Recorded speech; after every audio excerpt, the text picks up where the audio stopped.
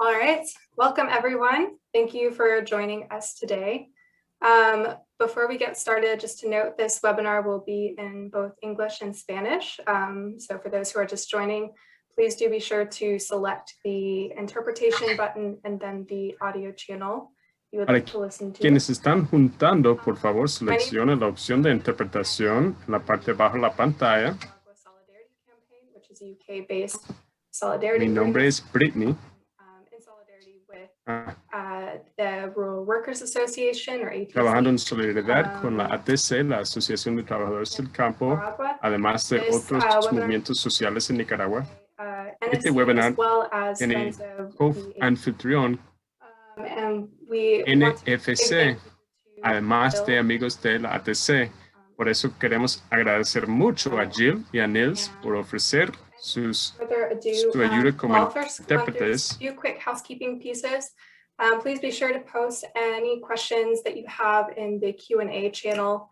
It should be at the bottom center of your screen. There will be time for questions afterward. And also, please, just a gentle reminder to be respectful and kind to each other in the comments and chat section. All right, so without any further ado, I will hand over to Dee, who will be moderating the webinar. So thank you, Dee. Thank you, Brittany. Welcome, everyone. My name is Dee Woods.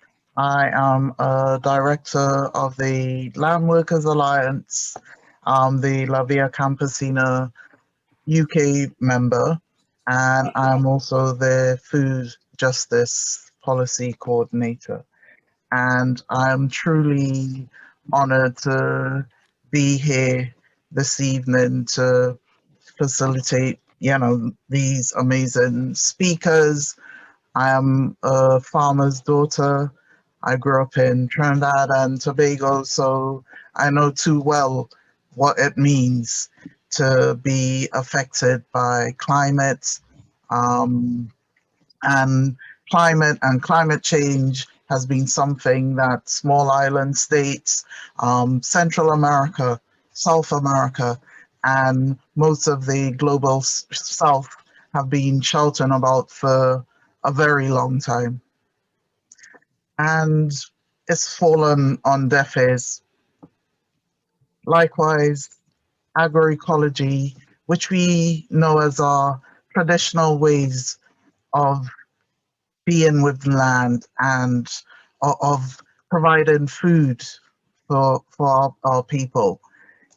All these are things that we know and that we know hold solutions. And food sovereignty. Food sovereignty is really dear to my heart. It is it is my work, right? To have food sovereignty for everyone.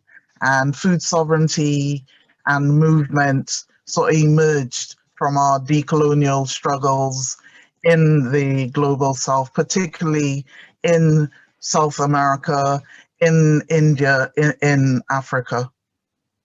That right to be able to determine who grows our food, where we get our food from, what we eat.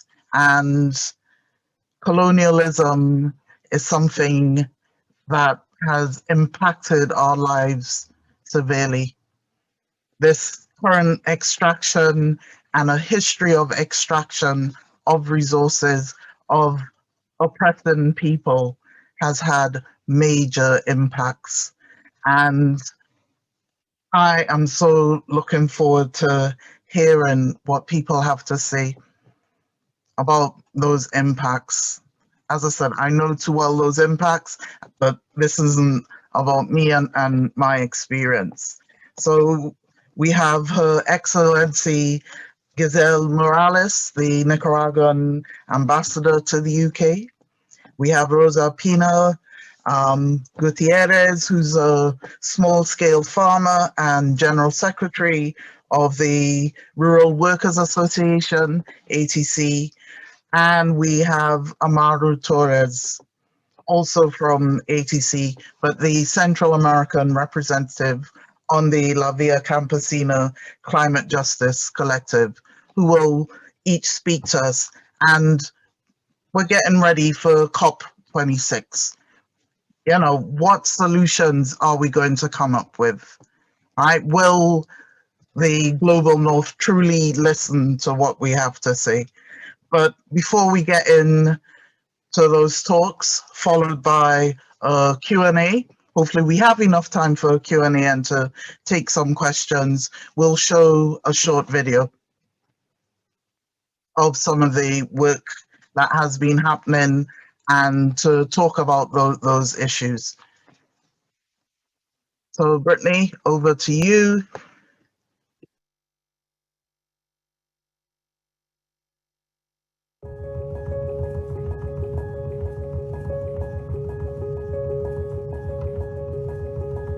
Como Via Campesina, nosotros estamos trabajando para brindar lo que es nuestra visión y nuestras soluciones al cambio climático, a lo que sería las verdaderas soluciones que nosotros entendemos para poder mitigar realmente el cambio climático.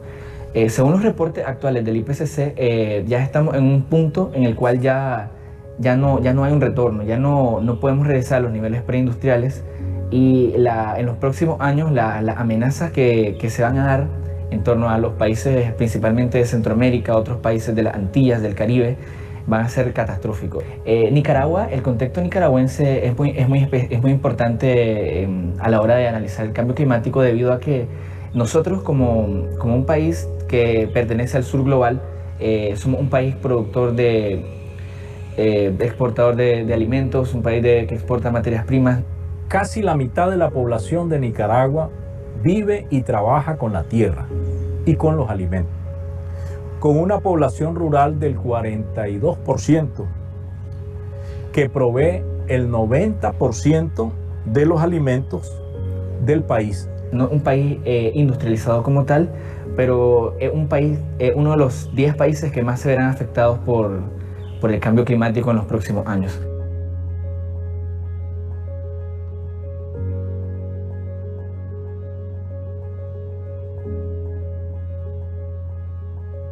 Pasamos bastantes dificultades con ese primer huracán. Con el segundo fue más peor, porque el primero no me botó estos palitos de aquí, pero el segundo sí me botó, me le dio vuelta a ese palo de aguacate ahí nomasito, mire. Y así hizo desastre también en el otro café, la otra plantita de arriba. Y las matas de guineo me las dejó tendidas toditas, así para un lado y otro. En especial hubo mucha afectación por el huracán Iota, que fue el segundo huracán que afectó bastante la zona. Fue el departamento de Jinotea el más vulnerable. Hubieron pérdidas totales de cosecha, de frijoles, de maíz. También afectó los cafetales porque hubieron derrumbes, madera bastante caída sobre la cosecha y eso se perdió.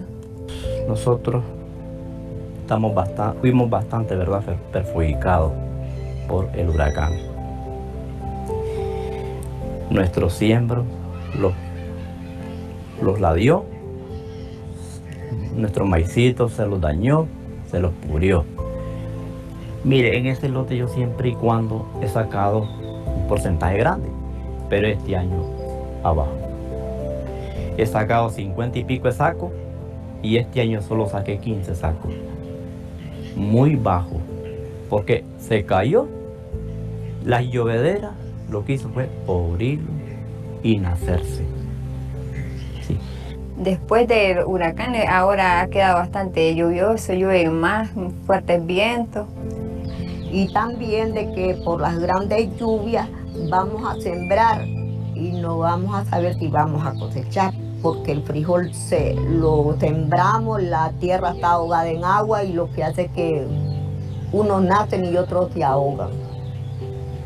Sí, por las tempestades de lluvia, porque estas lluvias, si no son en la noche, son en la mañana, pasa encurrado el día y el terreno no escurre, no seca, no orella. Para las pérdidas de frijoles vino una pequeña ayuda por parte de ATC que fue la que ha venido hasta el momento, y ahorita que se está organizando para ver en qué los puede apoyar, sería la parte del gobierno. Las compañeras de la ATC, ¿ves? Como Rosalpina con sus compañeras han venido a visitarlos, si estábamos muertos o no estábamos aquí del huracán, que si los habían aplastado en los techos.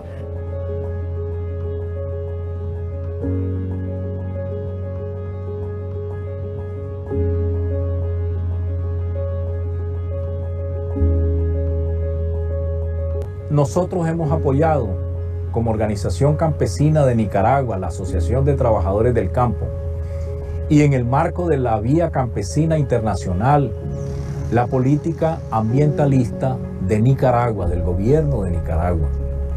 ¿Por qué? Si no se reconoce a los países en desarrollo, entonces son las transnacionales y la banca internacional las que van a decidir qué hacer y qué dejar de hacer por encima de la voluntad de nosotros como pueblo y como trabajadores. Entonces, para nosotros ese planteamiento ha sido histórico. No hay tiempo para tratar de encontrar otro tipo de soluciones como las que se están planteando a través de las mítines internacionales financiados por grandes corporaciones y los grandes gobiernos que son patrocinados por las mismas. Entre las soluciones que se plantean de las Naciones Unidas, podemos encontrar toda una serie de instrumentos para financiarizar la naturaleza, y podemos encontrar otras soluciones que son llamadas soluciones de mercado, las cuales en vez de realmente mitigar el problema desde su base estructural, desde lo que está generando el problema, lo que está tratando simplemente es de mitigar las consecuencias del mismo. Como organizaciones campesinas sabemos que el enfriamiento del planeta tiene que ver con reconocernos también a nosotros. Si se reconocen a los países menos desarrollados o con menos posibilidades en este momento, se va a reconocer también a la producción campesina y a la producción de los pueblos indígenas y a la reconstitución de los bosques y de las fuentes de agua. Nosotros en Via Campesina vemos el problema como un problema sistémico. El cambio climático es simplemente el resultado de un modelo que surge a partir del capitalismo, de un modelo que también surge a partir del sistema agroalimentario, el cual está contribuyendo en mayor medida a la producción de gases de efecto invernadero. Desde Via Campesina comprendemos que mientras este sistema agroalimentario no cambie a un sistema basado en la agroecología y en la soberanía alimentaria, no vamos a encontrar nunca las soluciones reales.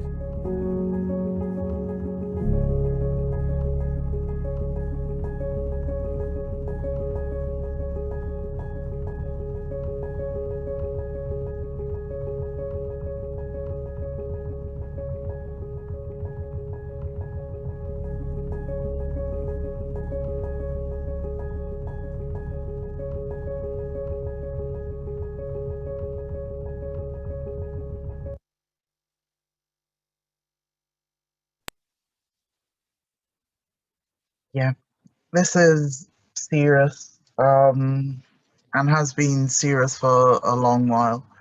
And let me introduce our first speaker, Her Excellency Giselle Morales, Nicaraguan ambassador to the UK. And Giselle is going to explain why Nicaragua is claiming reparations for losses and damages, as well as touch on the impact of hurricanes and COP26. Thank you. Thank you, Dee. Good night, good afternoon for Nicaragua.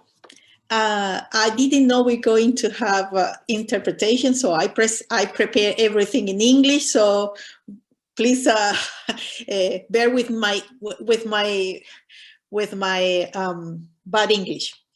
On behalf of the government of Nicaragua, its president and vice president, Daniel Ortega and Rosario Murillo, I want to thank NSC and Friends of ATC, as well as the rural worker, the the Rural Workers Association, ATC, for inviting me to take part at this webinar on climate justice and agroecology in Nicaragua, topics that are at the heart of the Nicaraguan policies and programs against climate change. As Nicaragua, as we go to the COP26, these elements those topics are more relevant for everyone. I want to thank Rosalpina, Gutierrez, General Secretary of ATC, Amaru Torres, the ATC, and La Via Campesina, and the Woods and you and Land Work Alliance, and all organizations that are at the forefront of this global struggle for the right of peasants, the right of small farmers and indigenous communities, for the hard work and continue without without stopping, with a high commitment. Thank you all everyone for making time to be here today. I'll have a presentation, so I will share my screen. You won't see me, I hope, but I'll try to share my screen now. Let's see, how do we do it? This.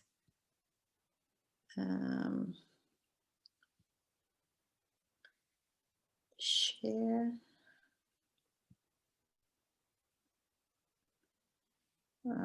Closing everything and leaving only the presentation. Hold on a second. I am not so good on this. Where are we? Okay, now. Okay, let's see if I can do this.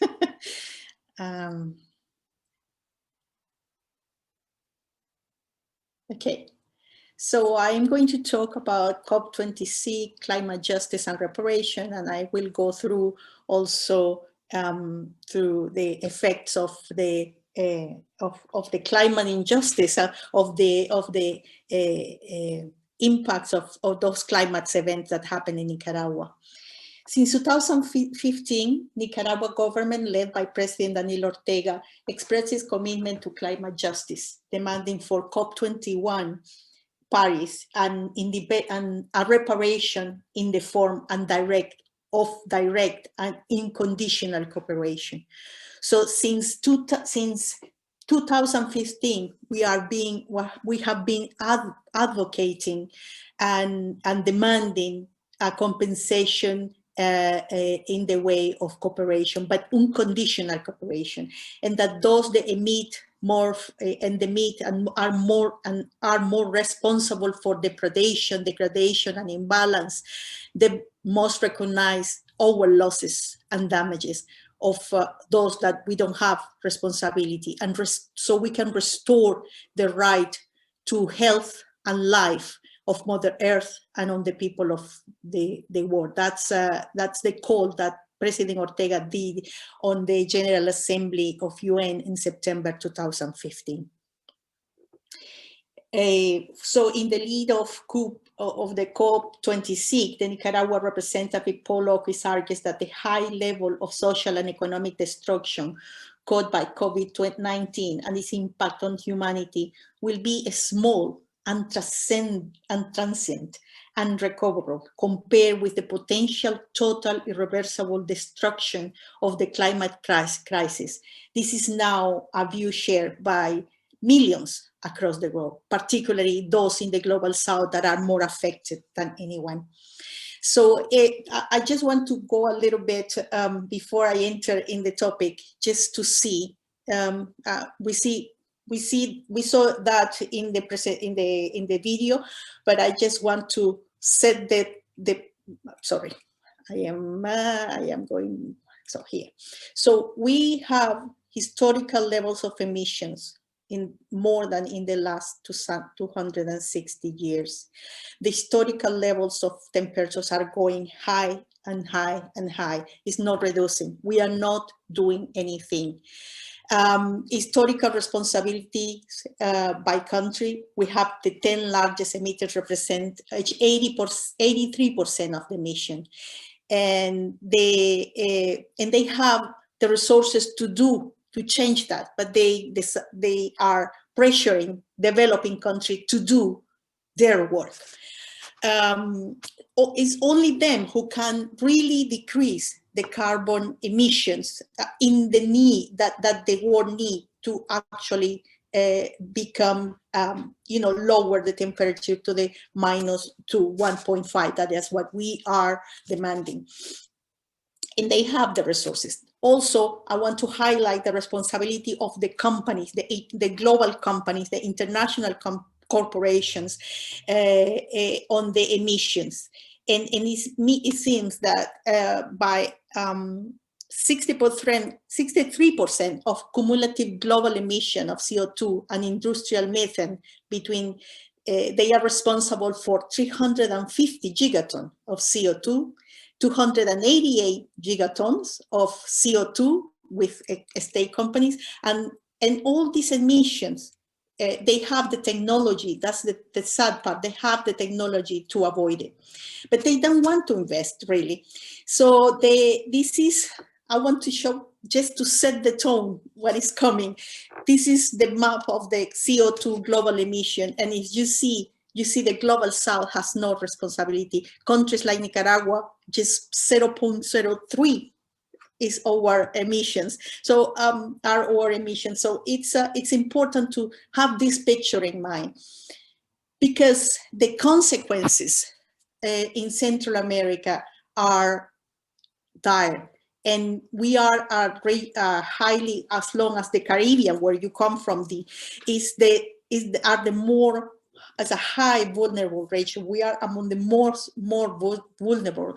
We have seen in the last years a trend of a storm in the Caribbean side that is impossible. It goes up and up about the number of climate events, and even more stronger and more in short period of time. We have La Nina, the rainfall behavior that is in Nicaragua between October and May, and this is going to be bad. Is going to be bad. But at the same time, we are affected now also this year by El Niño. So we have dry season, very dry season, and also which is very bad for our crops, for our agriculture, for our peasants. So as you see, Honduras and Nicaragua are among the top 10 countries more affected in the world because of the effects of climate change. So we have seen in the case of Nicaragua and the whole Central America, hurricanes coming and going since 1960, where we are taking recording them. So everyone remembers Hurricane Mitch in 1988, Category 5, 3,800 deaths, 800 missing persons, direct losses of 1,262 that affected the whole region. In Nicaragua, Hurricane Felix that in 2007 with high impact on death and casualties and direct losses of 700 million. And then we had this year, and everybody knows because of the ETA and IOTA, that was like according to New York Times, it was a bomb. The devastation that was caused by the hurricane, particularly in our Caribbean side of the country. So we are not. This is just one of Halover, one of the communities. I remember it was simply destroyed, devastated, nothing. So in that moment, President Ortega said the capabilities were tested, and we demonstrated again hurricanes, tropical storm, and the truth is we had 0 death with ETA, and that is, as mentioned, because of the good, the strong civil defense that was in place, that has been developed since 2007. But the effects, the material impact was huge. And then we have Hurricane Iota, just a few days later. And it's also in the same, follows almost the same pattern of the country. And these two hurricanes, the category 4 in the case of ETA and category 5 in the term of Iota, that's the most high category, the most strong of all the hurricanes. It took, on the Central American level, it took 150 precious lives, and some are missing too. So the storms cost billions of dollars in damage that is still being estimated. In Honduras, up to 80% of the agricultural crops were lost, and in El Salvador, between 50 and 20% of the coffee harvest also was affected. In Nicaragua, the preliminary damage suggests it's 740 million, which represents 6% of the GDP. In the case of Nicaragua, also we have 230,000 people that were evacuated, that were moved to preserve their life, because the most important thing that the government decided was to protect the lives of the people. So we evacuate 200,000, 100 were put it on shelter, and this is and this was, I will say, in terms of saving lives, it was a successful response from the whole system, which is not just the government, it's the government and the whole Nicaraguans that are involved and participating. It's a result of 11 years of preparations in the regional response through the Central American integration system.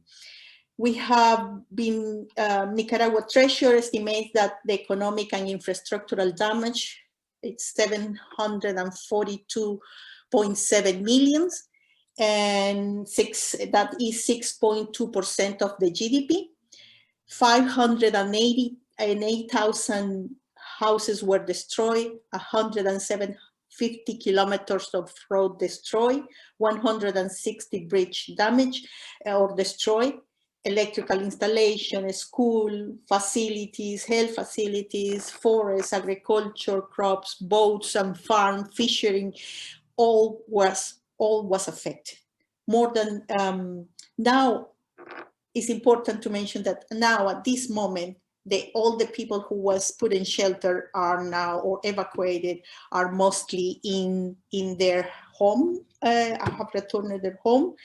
We have entered in a resilient recovery phase to face the challenge of the recuperation of the life of the people, and we are prioritizing the essentials, the essential services. That we are rebuilding the homes, the house of the people, and even I could just start. This is from just this week. We at the 1st of February, it was inaugurated the school year, and to solve, so the kids in the Caribbean communities that were affected by the hurricane and their schools were destroyed, we have these prefabricated schools, so they could go and have their education and ensure that their education is not stopped. These are just created especially for that until the proper infrastructure is developed. So so at the beginning, we are going to go through a little bit about, in order to get to the COP26 and our demands, we're going to go a little bit about the Paris Agreement. So Nicaragua initially refused to sign the Paris Agreement. We thought that, it was because we argue that doing so will mean being complicit in an agreement that was not strong enough, and that could lead to a catastrophic 3-degree. We said that we needed to have a 1.5 degree 2 degrees were not the limits of emissions. We needed to reduce it at the point that to get to 1.4 degrees, 0.5 degrees. So we warned of the catastrophic in 2015 of the consequences for our people if the developed countries don't meet the reduction goals, the ambitions of reductions. So these arguments were supported by many environmental organizations and scientific centers, but at the end, you know, the global north decided to go for the decision. In October 2017, the Nicaragua signed our country the adherence to the Paris Agreement because there was already a consensus among the vast majority of countries that the 2015 commitments were insufficient, and everyone was in the same perspective that Nicaragua was advocating, that the need for more ambitions. So in the COP, we all know that the COP25 in Madrid, nothing happened. And so that's why the Secretary General of Antonio Gutierrez called the COP26 that we're going to have in Glasgow in United Kingdom, the COP of ambition. And we truly hope that that is the most, that happened. One thing that we have said about the climate, the Paris Agreement, one of the elements that we have been telling everyone is that is the finance, the need for finance. So the story is that there's going to be 100 billion for climate finance. Everyone was saying, you know, where did that number came from? So, but at the end, there was not, this figure was just out of, you know, more publicity than a study-based figure. There are not studies that support that this is what we need to solve the climate, the mitigation, adaptation, and reparation. So, so we think at that. So 100 million was committed, but to be honest, at today, less than 14 billion have been really allocated for projects. So this is a huge deficit. Let's say, just a little percentage. One of our demands is for that we have been advocating is that the finance or the funds for climate financing should be new, should be additional. So it's not that, you know, we had these commitments and, you know, and we add that to these 100 billion. No, these are new 100 billions. It should be additional of what the countries have already committed. It has to be suitable. It has to go to the real needs. It has to be affordable and predictable. It has to be liquid. So it's not like I give you in cooperation, technical cooperation. No, we need the money to build and to rebuild. So in this case, it's important to mention that Nicaragua has done his part. We have changed the energy matrix. In 2006, we got the country with 26%, and now we have 74%, and we have the goal for 2023 to achieve 90%. And we know that fossil oils are one of the most, like the decarbonization of the transport and the energy is one of the main efforts that all countries need to do. We had reducing deforestation, and we are projects to reduce deforestation and reduce the emission. We sign up for the strategy of the reduction of emission from deforestation and RED 3, and that means that we are going to address the cause of deforestation and forest degradation. We will, the concept will be to include reforestation with trees, bamboo, coffee, Arabica and Robusta, cocoa, rubber, and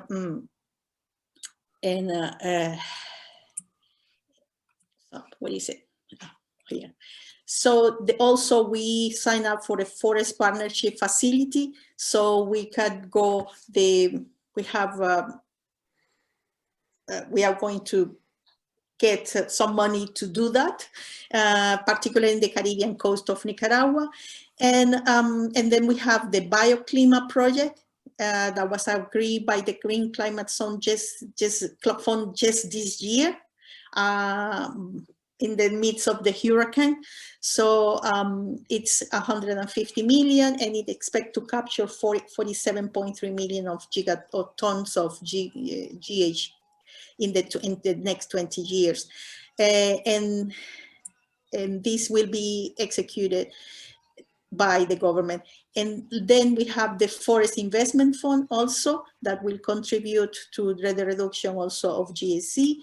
And we have, at the moment, we have concluded the 4 national communication on climate change, our inventory of greenhouse, NDC update, of our national adaptation plan, enhanced transparency framework of the Paris Agreement, the refer. So we have complied with everything, with everything, but we are still having the effects of climate change very, very, very badly.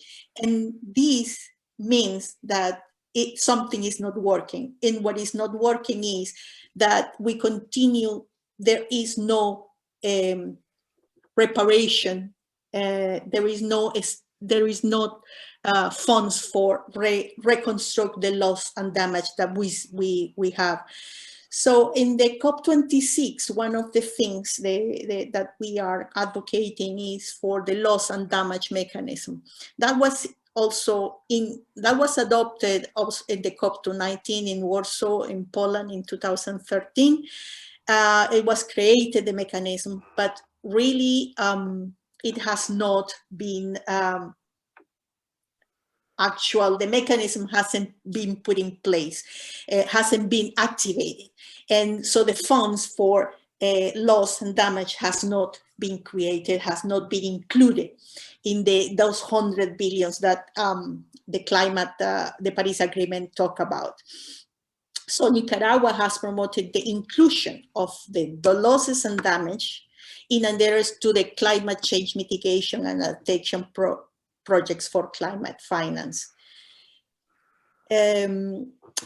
Nicaragua proposed that these losses and damages be elevated at the same category. Everybody talks about mitigation, adaptation, but nobody talk about reparation and climate justice. So we're trying to put it on the same levels in the framework convention. That's one of our aims. So at COP26 in Madrid, in Santiago, but it was in Madrid at the end, we push very hard. We proposed the contribution, we proposed the formulas, but it was blocked by the United States. But you see, at the same time, you have the Secretary General saying, requesting that President Macron that to fulfill the commitments and the need for really create this commitment of financing the climate change. So the story is there. So in the lead of COP26, Nicaraguan government will continue to call on 26 COP leaders to address the question of climate justice by accepting the historical blame of developed countries and agreeing the principle of reparation. Nicaragua has the position of defending common but differentiated responsibility. We will continue to do so. And this is not an ideological position, but rather an objective reality. We maintain that we are all equal and universally responsible for greenhouse emissions today. That is to say that 100 countries with the lowest emission rates, which accounts for 3% of the total emissions, have the same responsibility as the 10 countries with the highest emission that have 72% of the total. And that will be accepted and injustice. So the Economic Commission for Latin America and the Caribbean, ECLAC, estimated for 2020 a reduction in the GDP of Latin America of 9%, more than 9%. This is a drop of 5.8 for developed economies. As well, as always, the poor are the more affected, with the number of poor rising of 231 million, that represent a 15-year setback since 2005. Extreme poverty is reaching now 96 million people, a 30-year setback at the level of 1990. So therefore, Nicaragua is calling for a green alliance that is necessary between developed and developing countries to face the consequences of the combined action of COVID, pandemic, and climate change. And since our countries of Central America and the Caribbean are among the most vulnerable in the world to climate change, Nicaragua, that ranks 6 in the climate vulnerability in the world, has promoted the inclusion and will continue promoting the exclusion of loss and damage, in addition to the category of mitigation and adaptation to climate change, both in the framework convention and climate. And faced with a regional emergency, we have looked for funds. We have been advocating for funds, and in order to develop a resilient infrastructure in housing, communication, and transport, and sustainable agriculture, funds are needed. So at COP26, Nicaragua will continue demanding climate justice and reparation, raising loss and damage at the same level of mitigation and of adaptation, so that the affected countries achieve justice and climate prosperity. To end, at the COP26, Nicaragua will continue advocating for climate finance, the need to green finance, to invest funds to take risk, for investment funds to take risk, and oxygenate climate projects, climate justice demanded by developing countries, the generation of renewables, the protection of forests and biodiversity, the generation of clean energy. Nicaragua has suffered the devastating effect of climate change, so we need a green recovery, a recovery that will allow us to develop our true possibilities. So we are also calling on COP26 for urgent need for respect, dialogue, and solidarity. In this world, there is no place for unilateral, coercive, arbitrary, and illegal measures that are hinder the achievements of development goals and that hinder also the fight against COVID and against climate change. So I know I'm taking a lot of your time, but this is my last thing. In this month, we are remembering our national hero, the General of Hombres Libres, General of Free Men, Augusto Sandino. We commemorate his life and legacy of this Nicaraguan patriot, an anti-imperialist Latin icon who fought and who carried the flag of international solidarity. He said, "We hold the flag of freedom for Nicaragua and for all Hispanoamerica." So thank you very much. Viva, thank you. How I close this? Yeah. Am I okay? Okay, I did. Yeah, you're close. Thank you. Thank you. That's a lot there, but very, very clear. Very clear about what needs to happen. We need that climate financing to be moving from the global north, from our governments, from the big corporations, and flow into the global south. And so far it hasn't been happening. So on to our next speaker. And our next speaker is Rosalpina Gutierrez, who's a small-scale farmer, General Secretary of ATC, and she'll be talking to us about her farm and community and the impact the hurricanes had on their lives and livelihoods. And this will be in Spanish, so please select English translation if you don't understand Spanish or speak Spanish. Over to you, Rosalpina.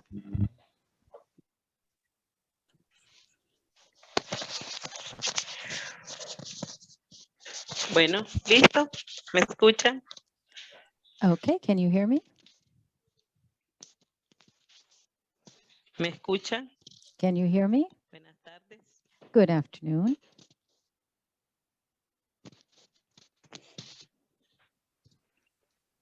Buenas tardes, compañera. La Good escuchamos. afternoon, says the ambassador. We can hear you. All right. As they said, I am Rosalpina Gutierrez. I am a small-scale farmer, a single mother.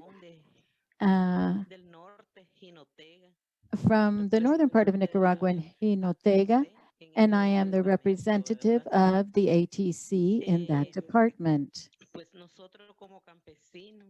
As peasants, we have been resisting with faith and trust in God, first of all. But before getting started, I would like to send greetings to all of the panelists, especially to Her Excellency, the Honorable Ambassador, and our compañera and Ambassador Giselle Morales. From this lovely climate in northern Nicaragua and Jinotega, I'd just like to tell you that ours is a department and a country actually that is highly agricultural. Our economy is based on basic grains, coffee, cattle raising, vegetables, fruits.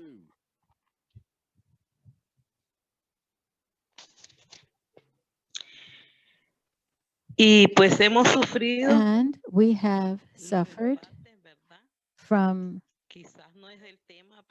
the onslaughts. Perhaps this is not the topic, but as a campesino, I must say that our economy has been affected and our freedom was affected in 2018 by an attempted coup d'etat, which left us with economic losses for our country, our department, and for the agriculture sector. Next, we had 2019 and 2020 with the pandemic, which has been so wisely handled by our government that is working in partnership with the various institutions, local governments, the municipal governments, and the population. So it is thanks to God and to this government that we did not have a strict lockdown of the whole population, and we've continued to work by using the sanitary measures that we have to implement as a population. But we did not have a lockdown. We did not prevent people from working. We continue to work. The various institutions of government continue to work. The Ministry of Health, all of the institutions of government worked with the population, encouraging us, training us, visiting us in our homes, and working side by side with the people.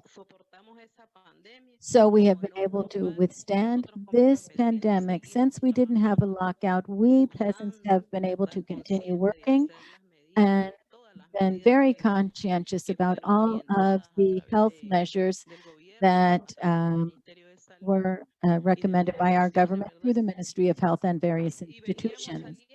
And we have been emerging from this pandemic. Fortunately, we did have some cases, but it was not something that was devastating for our population.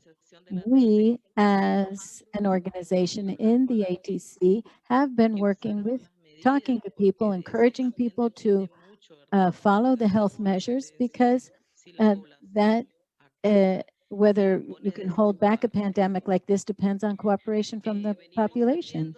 So we have been emerging from from the crisis of 2018, our economy has been recovering, and then in 2020 we had the pandemic. But thanks to God, we have managed it, and we have continued to work to produce coffee, beans, and corn. But then we had the 2 hurricanes. These hurricanes caused a lot of damage, and they were caused by climate change. And we peasants are very clear on that. But we also trust in the government that we have and its institutions, which are there to serve the population. We lost our bean crop, but Nicaragua is a highly agricultural country, and we grow what we eat. So if there are damages, that damages the economy because we're not able to buy the other things we buy with food crops. But we plant crops again. In some cases, we completely lost all of our bean harvest. In other cases, we were only able to recover what had just been planted. In the case of coffee, we also were impacted. We had not realized it that much until harvest time because we did see that some of it fell. But what happened is that it did not produce yields because of climate change, and the growers did not harvest what they had hoped to harvest. So what this means for the rural workers and peasants, that they will lose jobs, particularly women. Women are the first ones to lose jobs. And producers in some cases lose the land that they had planted and the financing that they had received to produce. But we're still there working, and the government, after those hurricanes, has continued to have solidarity promoters and the youth approaching each family. And we as an organization have been offering aid to our members. And also the government has been helping people little by little to recover from the losses. Of course, human life cannot be recovered. But in economic terms, we are continuing to struggle for economic growth. We have a slogan, which is to defend the land. And listening to the speakers before me, we know that this also refers to climate change. We defend the land for climate justice. And from here, I want to send an embrace of solidarity to our representatives who will be fighting for us at COP26 so that this justice can become a reality. Our government, President Daniel Ortega, it wants to make sure that these funds go where they are needed. So we have been impacted, and we are vulnerable because agricultural production is quite vulnerable. I don't know if anyone has any questions or if there's anything else you'd like to do. We are at your service, working hand in hand with our members and the government. They have been the ones responding to the population's needs for health, education, everything. Everywhere we turn, we see aid from the government.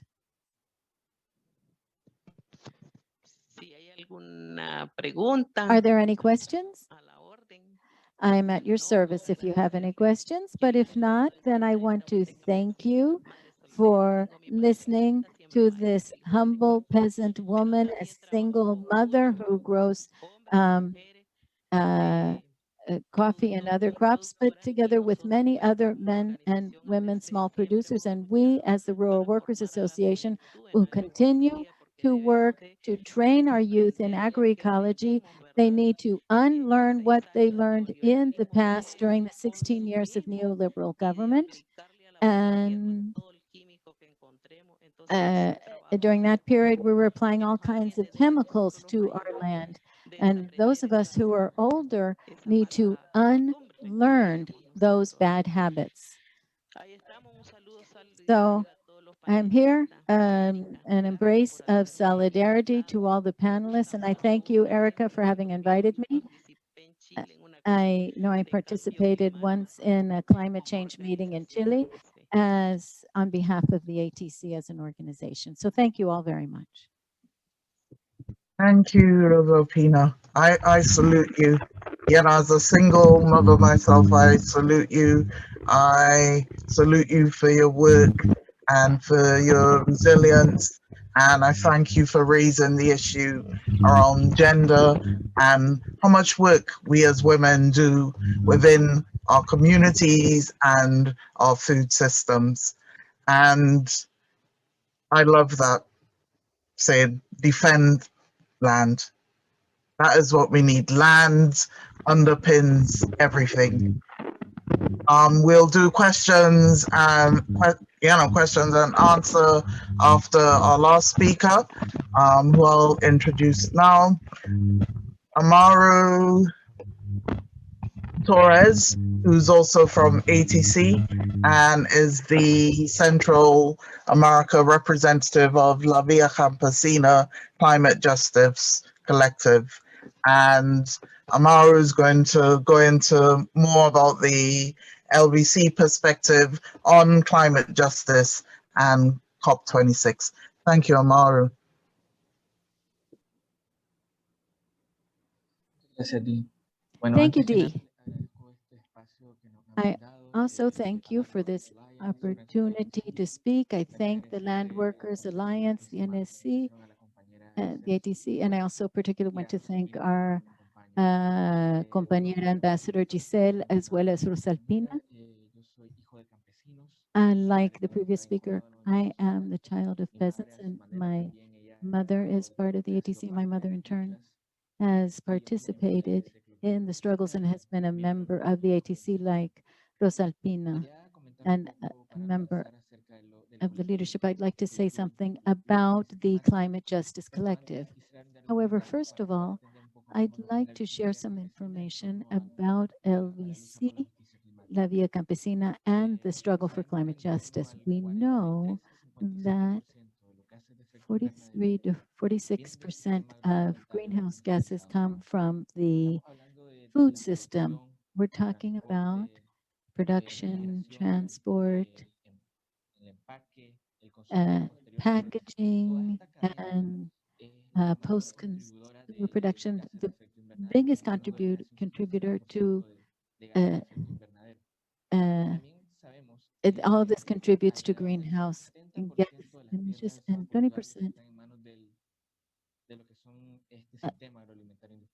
of the means of production are a large percentage is in the hands of agribusiness, but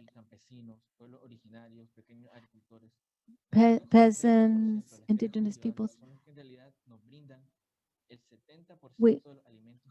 We have only 30% of the resources, but produce 70% of the world's food, and this is a contradiction. And there are people who are dying of hunger. There are people who estadísticas. Y aún así es donde vemos la verdadera falla en este sistema. ¿Cómo es posible que un sistema que se basa en la sobreproducción y la sobreexplotación sea incapaz a la vez de acabar con el hambre?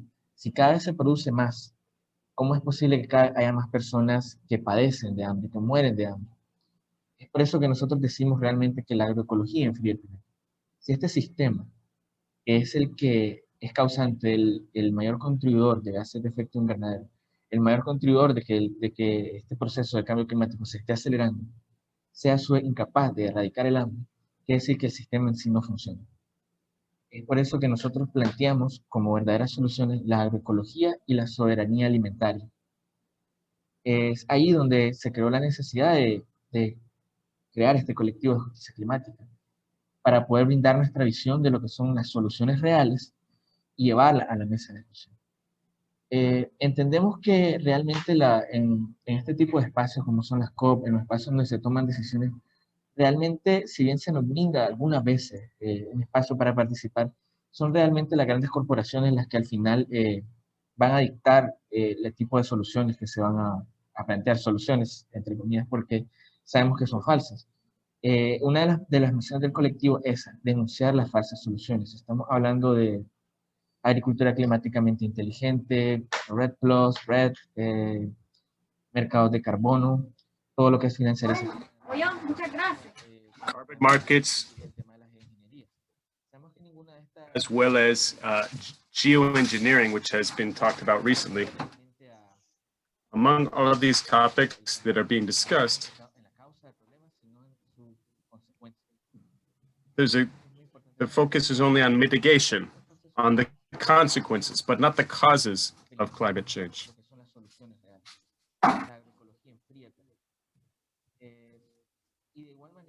Only by looking at the causes can we think about the real solutions. The real solutions are agroecology. How are we going to eradicate hunger?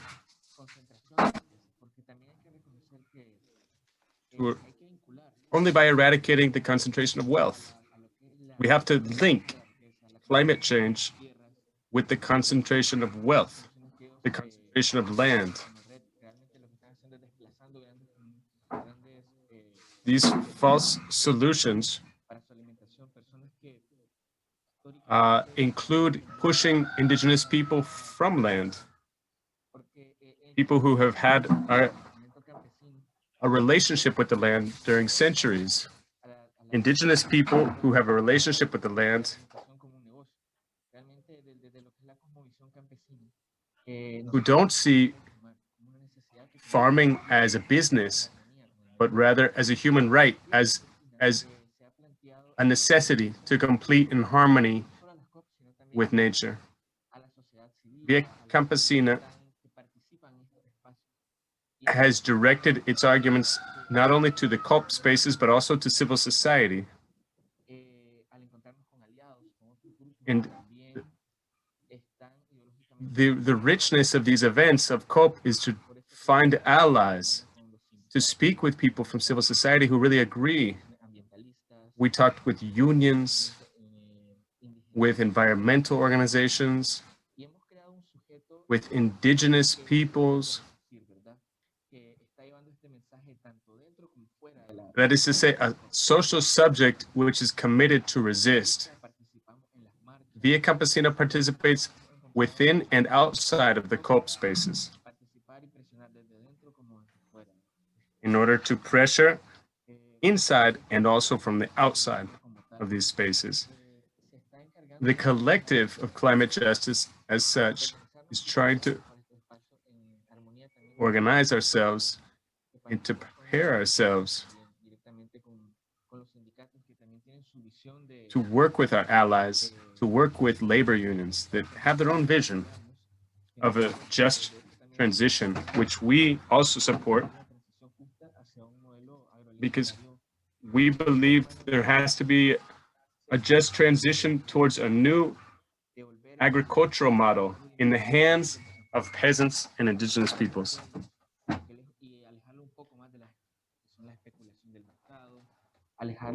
So we stay away from market solutions, speculation around climate disaster, because these will end up worsening the situation of the planet.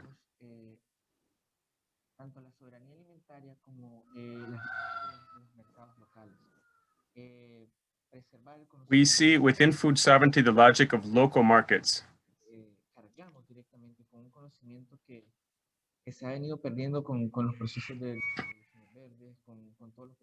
We have all sorts of knowledge that has been partly lost through the process of the Green Revolution. In order to recover our ancestral knowledge, those of us who are part of the global South, people from Nicaragua, for example, where there's so much knowledge. So rather than agreeing to accept dependence in our countries, dependence on imported seeds, We see it as our job to defend and protect this ancestral knowledge. This is one of the reasons we have focused on schools. We create training schools. Here in Nicaragua, we have a regional training school that attends to young people from Central America and the Caribbean, strengthening our knowledge of agroecology and building food sovereignty processes within our territories, using methodologies like peasant to peasant. This is why we think education, formation is so important. We have to be able to arrive to these spaces of COP and describe to the people who are working there what our way of life is, what our system is, what our real perspective is, but we also have to put it into practice within our territories. Protecting our native seeds, protecting our soils.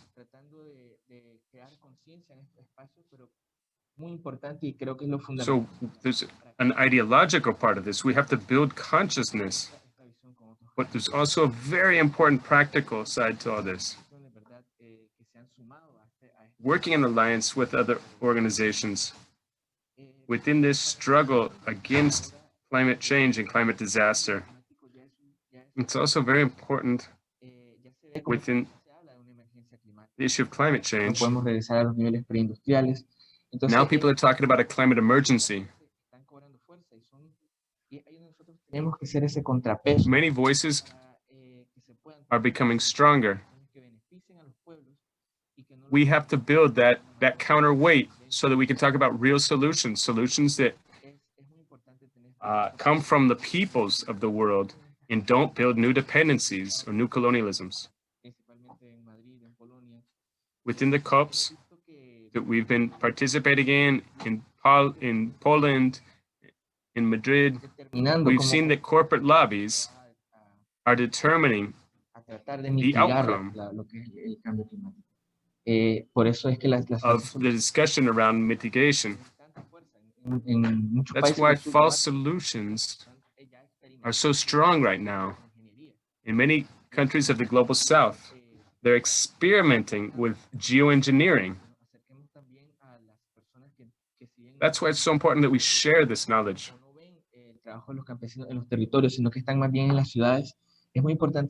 While there's many people that don't see the work that peasants are doing in the territories, it's very important that we take this message out so that more people are conscious.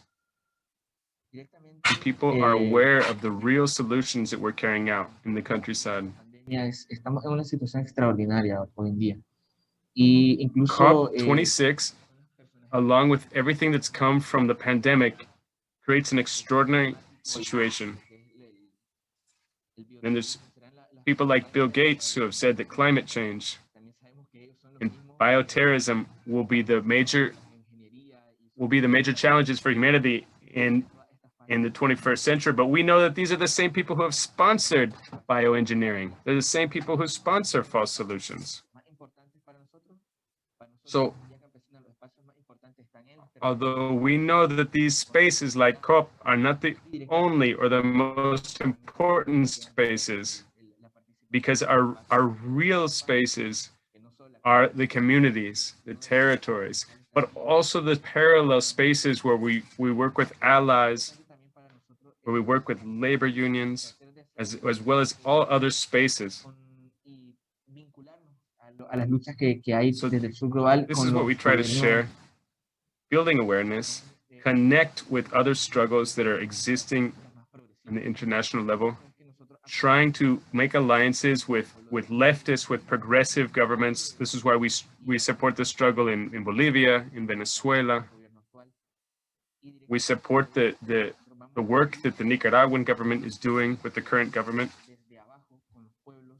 We're going to continue in the territories from below with our grassroots work, particularly working on political education.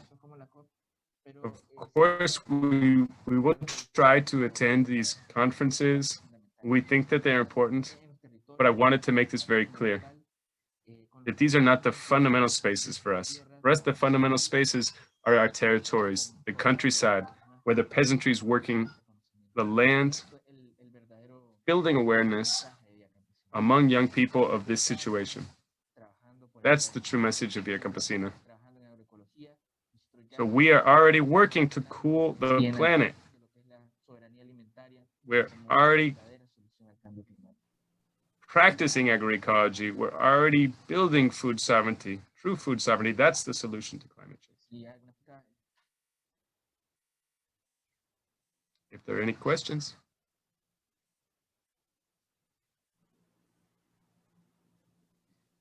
Si hay alguna pregunta, pues estamos abiertos al espacio.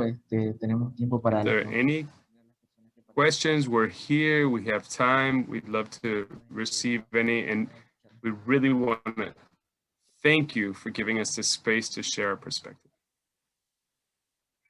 Thank you, Amaro, for sharing the La Via Campesina sort of message and really bringing out what the real solutions are. So looking at the causes, eradicating the concentration of wealth and land, but also doing food sovereignty and training our farmers through farmer-to-farmer exchanges and the agroecology, the recovery of ancestral knowledge, reclaiming our loss of knowledge that has happened because of colonialism, and building allies.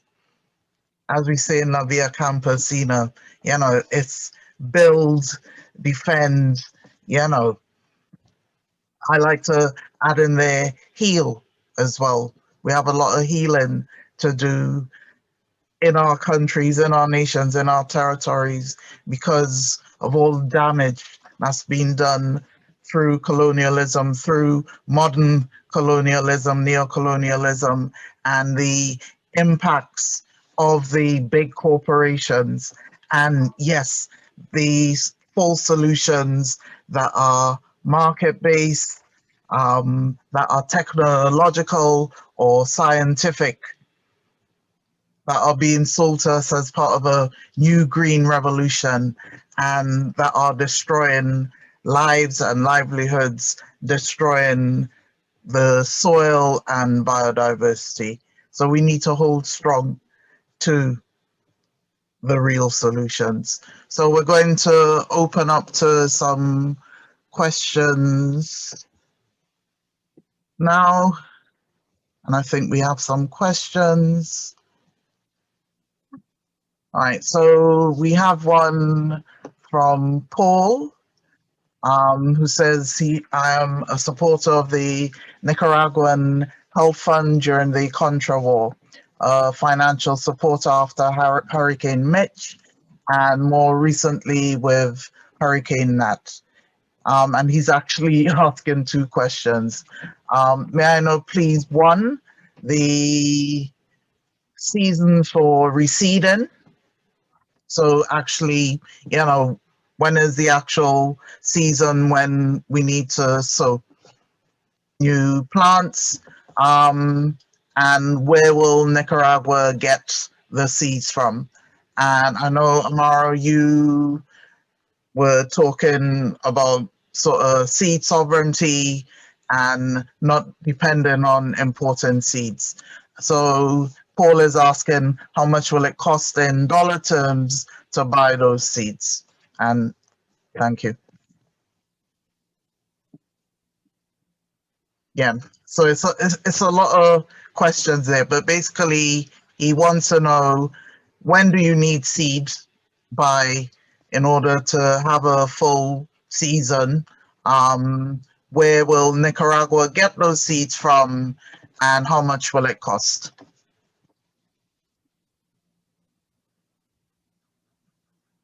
Can I say something? Yeah.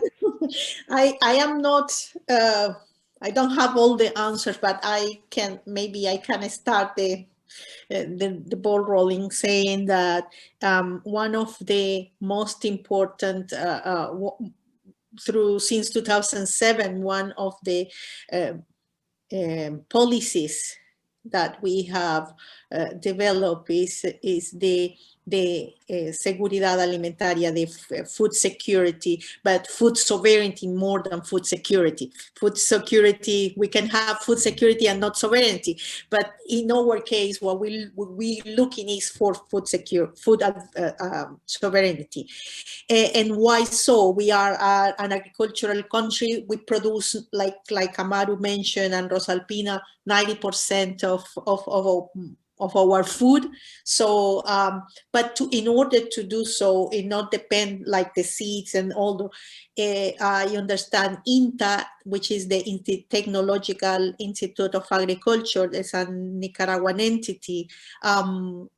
It's working in the develop our own seeds. So we the engineers, agriculture expert in agriculture that work there, they are develop this our own seeds. So, for example, I saw about a few the last few weeks. For example, there was a process for the farmers, so coffee farmers, who needs the seed, who needs, you know, the plant, the new plant because of the hurricane, you know, that destroys some of the farm, the coffee farm. So needed the seeds. So they were handing these that we are creating. For example, I know that in cocoa we have our own varieties. I don't know much about other crops. I understand also with maize, but I know I don't want to overstep. But I know about coffee and I know about cacao, but maybe Amaru or Rosalpina could help to follow on that.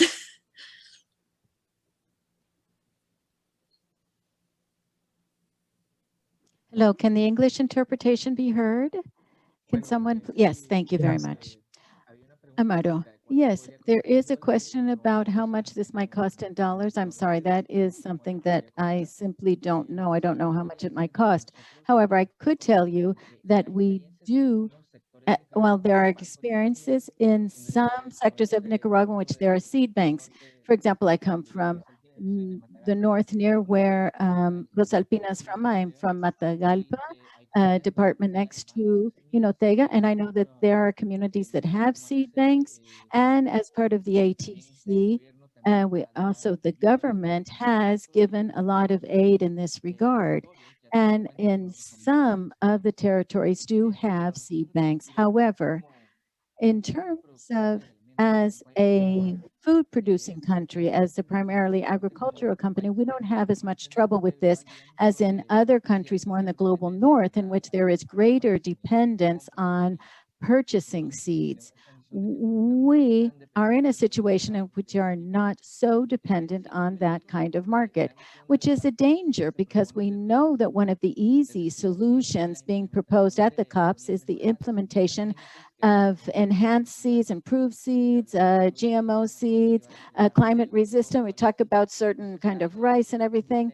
So there are many attempts to introduce new seeds to make peasants more dependent. They say that these are going to be more resistant seeds and so forth. However, thankfully, where we are, we don't have so much problem with that. And all of the peasants have local sources of native seeds. And so we don't have so much of a need to purchase seeds. And also for cultural reasons, we share seeds. We pass them around. It goes from one peasant to another. They share seeds. So we don't have this kind of problem. But I know that in some sectors, there's a lot of support from the government and other organizations in terms of procuring seeds. Rosalpina, I think I could add something to that, if I may. As our Honorable Ambassador said, INTA is the institution that works with peasants, and some through cooperatives and other times through individual peasants to foster these seed banks. And there's a question here about when the planting is done. This depends on the part of the country and the land situation, the weather, the climate. In Jinotega, we have 3 planting seasons, but this isn't true for the entire department. In some municipalities, there are 3 and others not. We have the second harvest, which is planted in September, and this is harvested around November, and that's what got damaged by the hurricane completely, because some people harvest, but what wasn't harvested that's for corn and beans. And also at the beginning of December, there's another planting that's harvested in March, and we are working on this now. And then corn is planted in May. We also have the first planting and the second planting. INTA, the government institution, fosters this, but if a cooperative wants to store our seeds, what we need is an infrastructure for that. However, the municipalities already have this. In each department of the country, INTA is working with the cooperatives and with whoever has the infrastructure. They can establish their own seed banks. And then in the case of coffee, we also get support from INTA. We try to bring in the kind of coffee that can withstand climate change more, that is less susceptible to things like coffee rust, because if it's not the hurricane, in the case of coffee, we get damaged by coffee rust and other types of diseases. And it depends on the variety of coffee rather. INTA is working, and the government is now going to put up a laboratory. They are working with the government to prepare a laboratory for the coffee sector, which is something that we did not have before in Nicaragua. Okay. Brilliant. I think, your Nicaragua is a really good example about seed sovereignty that many countries can learn from, especially the UK, where we import most of our seed and we're sort of struggling to produce our own seed. Another question from Herman Engelhardt.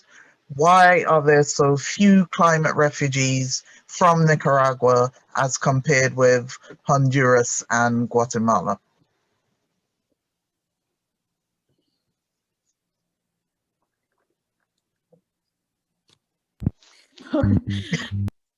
I am going to start also. It's I think is there are many different elements that are the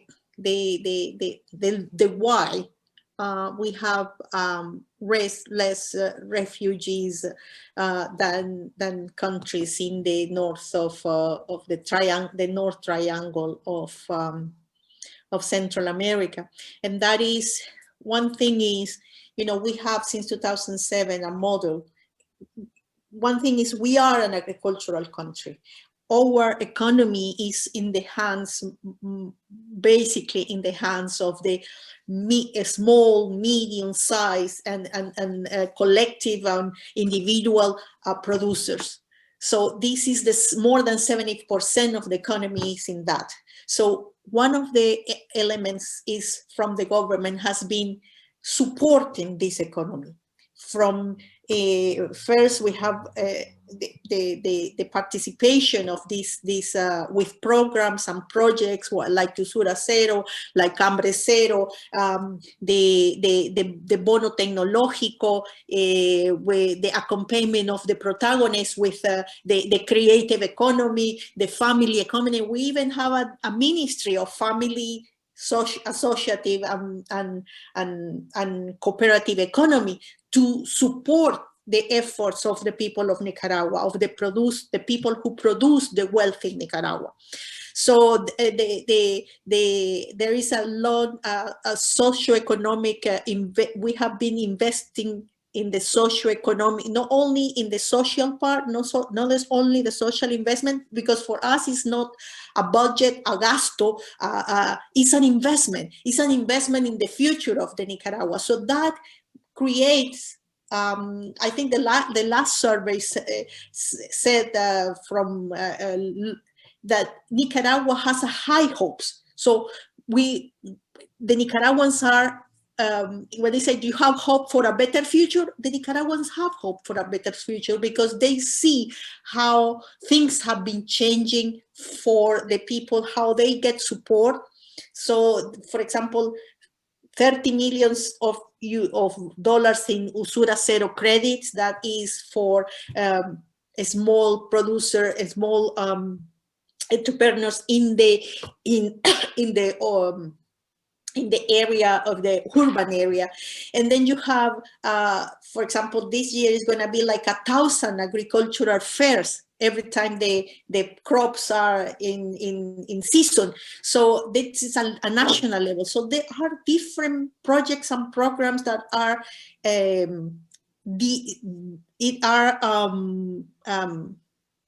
helping the people to believe and to create. And for example, the other thing is the education that is free and national. And now we have a university in El Campo, the rural university, the technical education. So we have, for example, giving the people 2 million plants for a program that is called Healthy Farm, Healthy Patio. How do you say patio? Like it's your backyard, your backyard.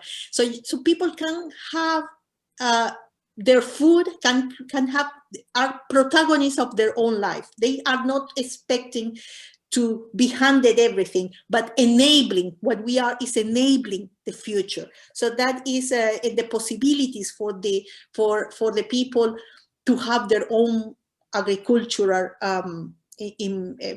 development, farms, and get a better life, a better future. So there is. That's why I think that's one of the elements. Then we have free health. Is not at the level perhaps technological, but it's there. It's everywhere. The health system exists and is free for the people. And I think that is some of the elements, I will say, that the people believe they are protagonists of the future. So that is one element that not in other countries you find people who believe that. Yeah, we know that, especially here in the UK, where we seem to have a government working against us. So we're running out of time, so I'm gonna ask one last question, and this is to everyone. What are the key actions you think we could all be taking in our respective countries to ensure climate justice and reparations?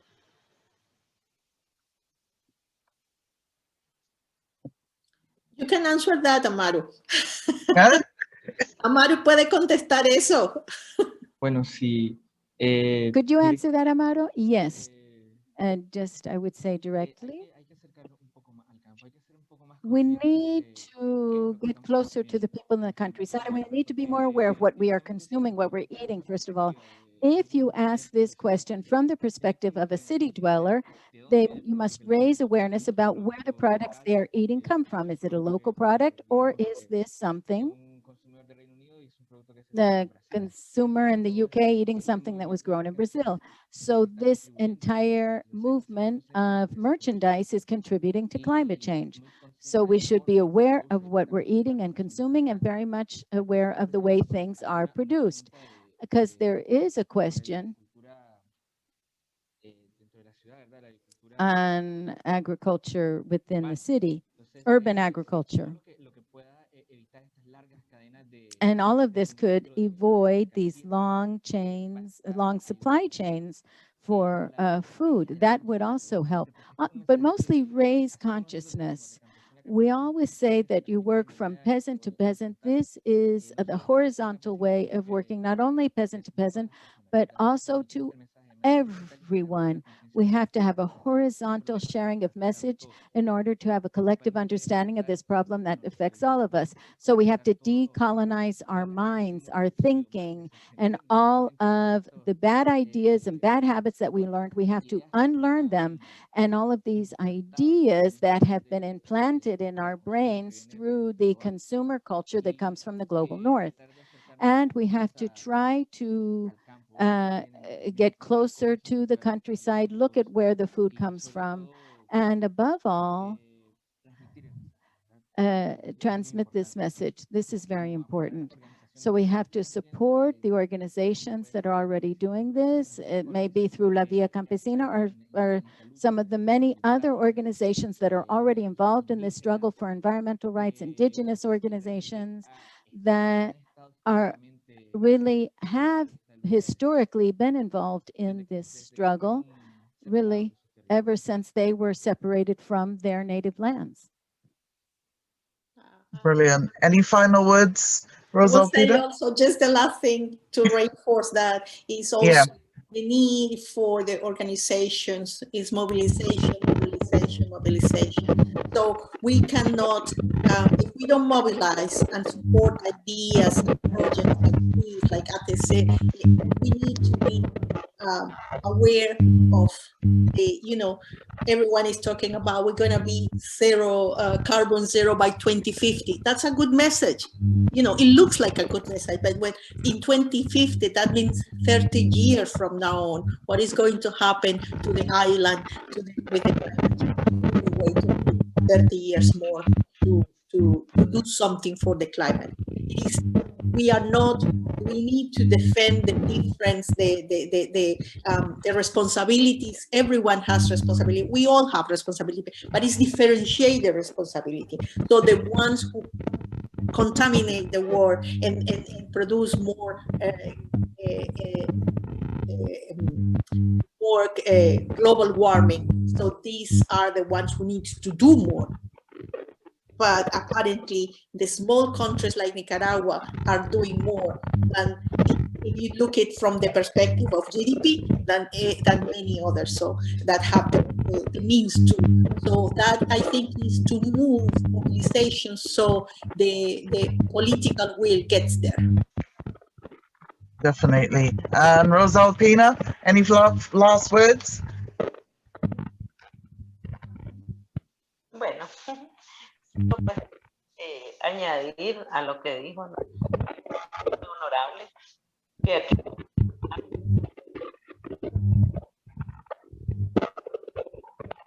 de los países que están en las fronteras esa salud gratuita. Salud campesina. Iba haciendo un trabajo de concientización en sus organizaciones. Pues que ya tenemos mayor edad, como en los jóvenes. Un joven Amaru. Eso va a hacer cambios y tenemos que trabajar, ¿verdad? Con nuestros campos. Hombres y mujeres, especialmente con los jóvenes. Incluir estamos bien dadas a trabajar desde los principios de la historia, ¿verdad? Somos las más un poco a la conciencia de nuestra familia porque somos las que vivimos. Y aquí estamos trabajando. Thank you to all our wonderful speakers. I'm going to hand us back to Brittany, who has some announcements, but if you're interested in work at La Via Campesina, Land Workers Alliance is preparing for COP, and we're looking forward to welcoming our members from the Global South as well, and we stand in solidarity with all peasant farmers worldwide. Yes, just to say thank you everyone for joining us. In the interest of time, we'll go ahead and wrap up, but have a wonderful day or a good evening here on this side of the pond, and yes, take care. Thank you. Many thanks to all our speakers and to the interpreters. And thank you to Dee, of course, too. Thank you. All right.